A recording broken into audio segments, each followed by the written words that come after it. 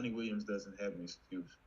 You have to put something together to win this series, because if we're saying, coach of the year, and y'all had the best record, and they were missing Chris Paul some games, they was missing D Book some games, and they still find a way to win a lot of those. So yeah, I think this is on coaching for sure. I should not be saying McCollum and Brandon Ingram beat me if I have a roster with depth. Right. Yeah, I mean, I think this one will probably go six, and then I think Phoenix should win. But I'm really just disappointed in the Pelicans because reports are that Zion wants to play and he feels healthy enough to play, and they're just holding him out. Well, the second Devin Booker pulls his hamstring, I don't care if Zion is across the country. You should get him on a private jet, and he should be coming to suit up. Because See, you have a chance to knock off the one seed. Why isn't he playing? Like, see, I think it's ridiculous that he's not playing. see, and that's my other issue with the organization, and why I said some franchises are just going to stay losing franchises. Because it's like what we spoke about before. I said I feel as if Zion does not want to be there, and I think a lot of that has a large part to do with what's going on now. I think the organization's mindset is that, well, you seem to not care enough for this squad now, so why be here now? At the end of the day, at the end of the day, this is a business, and everyone is going to do what they feel as if is best for them. If Zion Williamson wants to play, and you feel as if he could contribute to an upset win in this series, then why the hell not? I mean, it's to me, it just doesn't make sense to not have him on the court if he is healthy. Now, If you put him out there, and you then at the end of the season, and you risk injury, and you try to trade him, you're not gonna get what you wanted for him. But I'm sorry, you're not about to. It depends on the actual situation. It's my understanding that he was never in shape, and then they tried to get in shape, and they told him, oh well, you actually have an injury that he was supposed to have a procedure done and all this other stuff. So from the outside looking in, with the limited story that I have, I would tell that guy, like, you're not about to watch us march into the postseason, and then you come in and play, superhero. Like, nah, you're not getting that opportunity. You gone at the end of the season, and we're not risking your injury. yeah, from a player perspective, I can understand that.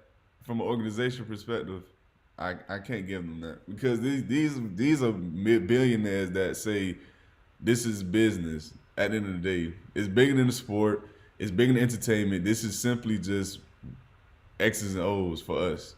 So if it's that simple, it should be common sense to put them in the lineup. Now, I get what you're saying, but like I said, from a business perspective, I can't agree with that. But Yeah, because you're telling me the Pelicans knock off Phoenix, they're not beating Dallas or Utah.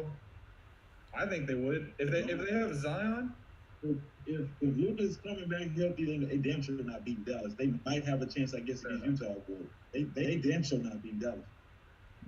All right, good point. They're probably not a championship team, but I still think it's ridiculous because Zion's not going to be a Pelican forever. Like whenever he can leave, he's headed to the East Coast to be a Miami Heat. He should be gone this season. Like this at the end of this season, they should be trying to trade him. Yeah. all right, Especially if he doesn't want to be there. right, I agree with that.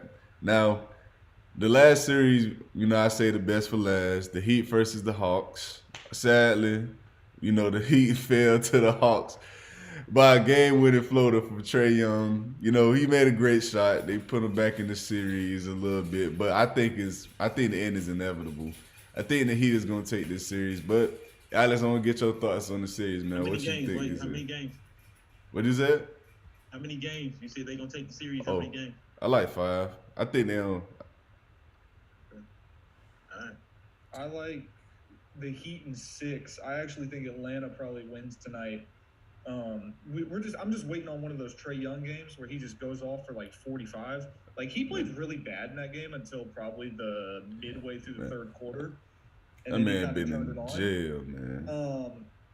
Yeah, I just don't believe in Miami. Like I know I should because they look really good. I just don't think they're going to beat Boston or the Bucks. I don't know what it is. I just don't believe in Miami. I love Jimmy Butler. He's one of my favorite players. I just feel like they need another guy. See, that make sense? I get what you're saying, but go ahead, Stitch.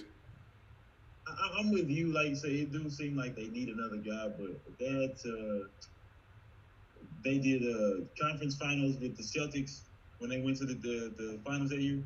Mm. Yes, Okay, so I think. I would like to see that, them match back up. I think Miami, again, similar to the Bulls, they spent most of the season injured with key pieces. You know what I'm saying? So they weren't really, and I'm not using it as an excuse, but I would have loved to have seen them under Eric Spoelstra kind of mold and shape together to come into the playoffs versus trying to get that done just before the playoffs. They do look good, but Miami is one of those teams. They could lose to anybody, but they could also beat anybody. And I'm not confident in what they're gonna give night in and night out. But yeah, this series should be done. I don't understand, how they gave, like you said, that little floater to Trae Young there at the Yeah, end. Then I think he scored there like 10 of the last 13 points for the Hawks in the fourth quarter. So you know what I'm saying? Like, so yeah, if we know one thing about the Hawks now, is you just can't let Trae Young beat you. Nobody else is gonna be able to beat you, but you can't let Trae Young beat The you. Hawks should be calling up Utah trying to get Gobert. That's what they should be doing. I think Clint Capella has been hurt though. To be fair, Wait, talking about Clint Capella. So Clint Capella is another one of those guys like where we say, what is he? Clint Capella's career was made off of James Harden. I think Clint Capella is just a worse. He's a downgrade version of what Rudy Gobert is. I think Clint Capella is Tristan Thompson. Okay, I think he's a little better than Tristan Thompson, but I see what you're saying. He's a bigger version of Tristan Thompson. I see what you're saying. Their skill sets are definitely the exact same. You're definitely right about that. But I think he's a guy that's an underrated rim protector in the league, and his presence in the paint I think would make a difference for this series because Jimmy Butler has been just getting whatever he wants at times. I agree. And to me, that makes a big difference in this series. But that's neither here nor there. Y'all know how I feel about the Heat. I got us winning in 5. And to just add on to what y'all was saying, I believe y'all are right about needing another guy. But in my opinion, I think that other guy could potentially already be there. He simply just isn't playing. And I think that's Victor Oladipo. Now, no, hell no. Man, listen. The last game this man played in, he went for 40. He had 45 and 8 on 13 for 21 to shooting. I'm not saying he has to be an all-star. What I'm saying is, when's the last time he played? He played at the end of the year. No, for Miami? Yeah, he had a 40-point game. Yeah, he did. Was the other team playing G League guys? Man, listen. Victor Oladipo hasn't been good since 2016. Listen. I'm not saying the guy has to be an all-star. What I'm saying is he has to be another reliable scorer. That's all I'm saying.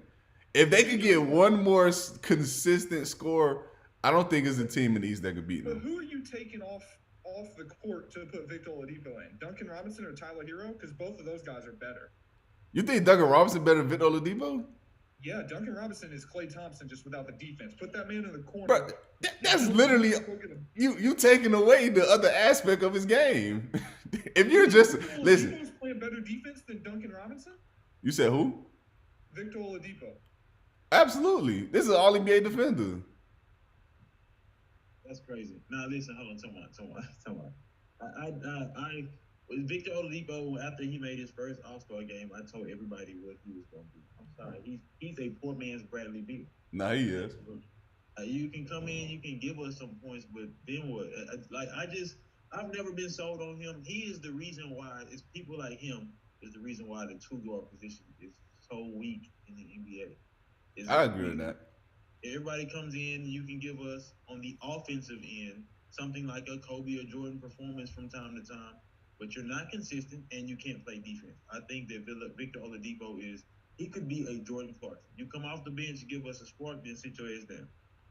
I really think Miami should go get Gordon Hayward from the Hornets. Yeah. It's no, that was the Celtics. Gordon it's a big contract, but he could give you 20 a night.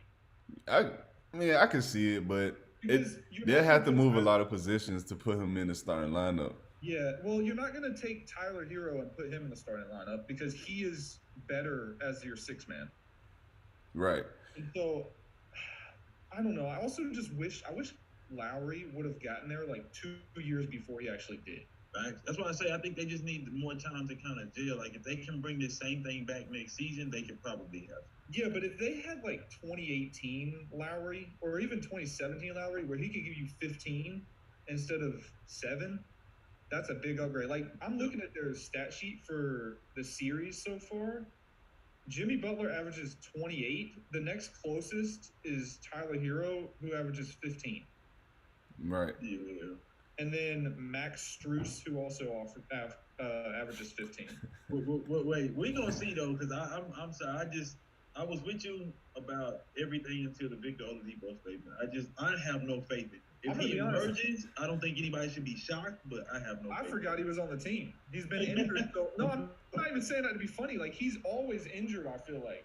Hasn't he been out for like 3 years with an injury? Yes, he has. Yeah, because he left OKC and snapped his leg in half, right? Well, he made an All-Star game right after he left. Yeah. With who? With the Pacers. He made an All-Star game and he made an All-NBA defensive team. See, I don't even remember his career before the Pacers. All I remember him as a Pacer. I mean, to be fair, the man is not. He's not that All-Star caliber player anymore, and he honestly ruined his bag when he turned down 2 max contracts. He really messed up. You're a Heat fan. Like, genuine question, is Bam just not an offensive player, or is he struggling? No, Bam is an offensive player. The issue is that they're such an unselfish team to the point it can hurt them a lot, especially with their most important players. Because I mean, he's averaging 7 assists, which is a lot for a big man. Exactly. So that's what I'm saying. That's one of the biggest strengths, but also biggest weaknesses, because he doesn't enforce himself as he should. Because Bam Adebayo could easily give you 16, 18 a night. Because his skill set, he can have that kind of game where, because he has a good enough dribble where he could take centers out and beat them off the dribble, or even get to the mid-range area and take 3 or 4 mid-range shots a game. He is one of the best pick-and-roll bigs in the league, and he's also and for my money, he's the best defensive big in the game, and I don't even think that's close. Now, I know a lot of people are going to say, well, he has not shown that, but this is a guy that you could. I'm talking about. What happened? Wait, he's 6'9"? He's about 6'9", 6'10". Okay, are we considering Draymond a big? No. I mean, nah, I wouldn't. How tall is Draymond? Isn't he like 6'8"? No, he's like 6'6". He may be 6'7", but I think he's 6'8". I think he about 6'6", 6'7". That's crazy. I thought I was like Draymond's height. I'm 6'4". I know he ain't that short, but Draymond plays like he's a tiny guy, though. Yeah, he does. He plays like he's PJ Tucker. Like, he plays like he's PJ Tucker's height. Like, Bam Adebayo plays above the rim. I would give you all that. But for sure, I know for sure Bam is taller, but I didn't know if we was considering Draymond big or not. Nah. But we gonna get off into the NFL news, and we got another 6 minutes until we got to rejoin, guys. So y'all just be wary of that. Y'all want to go ahead and stop here and just finish out? Yeah. I'll tell you what. Let's stop here and so we can get the NFL out of the way. Come back and then finish up. All right.